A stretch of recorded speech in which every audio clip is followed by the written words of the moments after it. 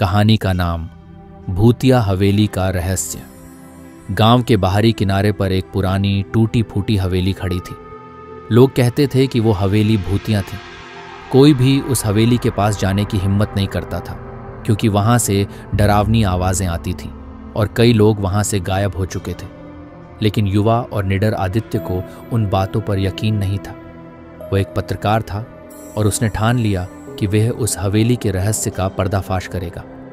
पहला दिन आदित्य अपने दोस्त राज के साथ कैमरा और टॉर्च लेकर रात के समय हवेली के अंदर घुसता है। हवेली के अंदर कदम रखते ही एक अजीब सी ठंडक उन्हें महसूस होती है। जैसे जैसे वे हवेली के अंदर जाते हैं, उन्हें दीवारों पर अजीब से चिन्ह और खून के धब्बे दिखाई देते हैं। अचानक उन्हें सीढ़ियों के पास से एक हल्की सी आहट सुनाई देती है। दोनों डर के मारे रुक जाते हैं, लेकिन फिर भी आगे बढ़ने का फैसला करते हैं।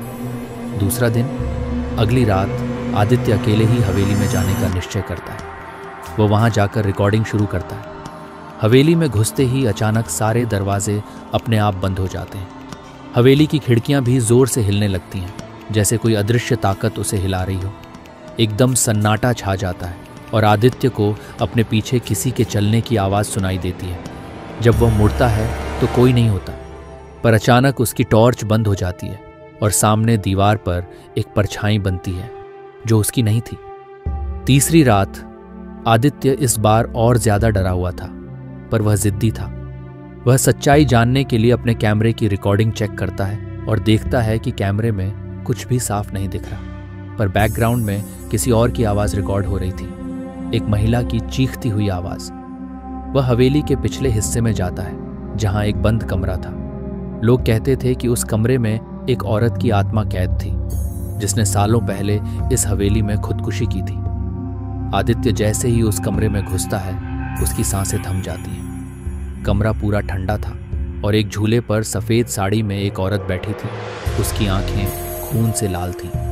औरत धीरे धीरे उसकी ओर बढ़ने लगती है और अचानक हवेली में चारों तरफ खून फैलने लगता है। चौथी और अंतिम रात, आदित्य के दोस्त राज को उसकी कई दिनों से कोई खबर नहीं मिल रही थी। वह उसे ढूंढने हवेली जाता है। हवेली के अंदर जाकर वह आदित्य का कैमरा और उसकी चप्पलें देखता है, लेकिन आदित्य कहीं नहीं मिलता। जब राज कैमरे की रिकॉर्डिंग देखता है तो उसमें सिर्फ एक भयानक चेहरा दिखाई देता है, वही सफ़ेद साड़ी वाली औरत जो अब शायद हवेली की नई आत्मा को कैद कर चुकी थी।